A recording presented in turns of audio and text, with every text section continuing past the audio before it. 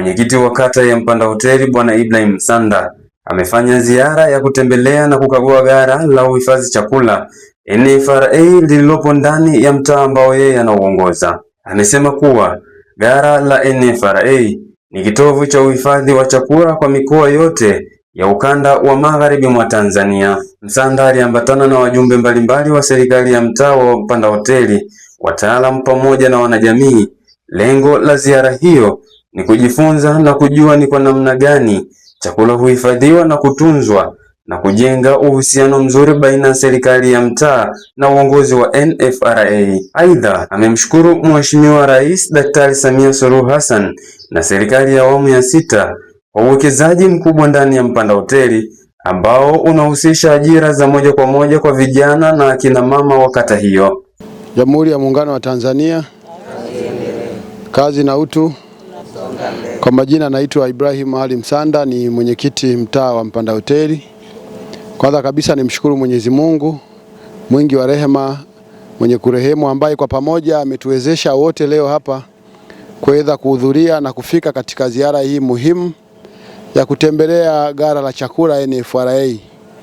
Kama mwenyekiti, lakini pia nimeongozana na kamati ya mtaa na viongozi mbalimbali, kamati ya wazee pamoja na vijana, makundi maalum mbalimbali ambao kwa pamoja wakishirikiana na wajumbe wa serikali za mitaa pamoja na wataalamu tumefika hapa kituo cha NFRA Mpanda kwa ajili ya kutembelea hapa kuweza kupata elimu ya mambo mbalimbali, kuweza kubadilishana uzoefu, kuweza kujenga mahusiano baina ya viongozi wa serikali za mitaa pamoja na watumishi wa NFRA Mpanda, lakini ikiwemo kuweza kujua mambo mbalimbali yanayohusiana na utunzaji wa chakula pamoja na mazao kwa ujumla.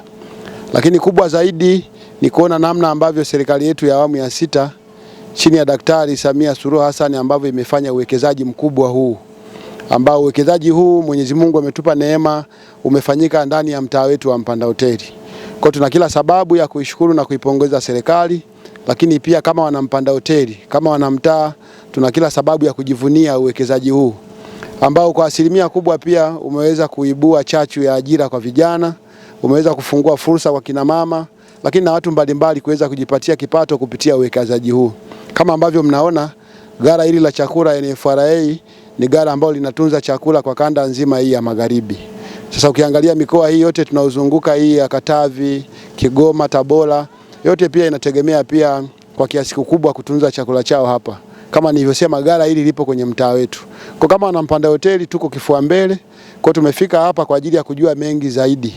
Kwa baada ya kusema hayo, nishukuru viongozi wote ambao mmefika hapa. Nimshukuru meneja NFRA pia kwa ukaribisho wake mzuri na viongozi wote wa kituo hiki. Jamhuri ya Muungano wa Tanzania. Hata hivyo, amefanya kikao cha ndani na meneja wa NFRA na kusomewa taarifa fupi iliyobainisha uwekezaji uliofanywa na serikali ndani ya ghala hilo ukigharimu takriban shilingi bilioni 14 kuendeleza mradi huo ambao una uwezo wa kuhifadhi tani 28 za chakula kwa wakati mmoja. Msanda amesisitiza kuendelea kuboresha uhusiano mzuri na viongozi wa NFRA Mpanda, ikiwa ni pamoja na kuendeleza kupanua fursa mbalimbali za kazi kwa vijana hasa wanaotoka ndani ya kata ya Mpanda Hoteli. Edgar Mbigili, Film Media.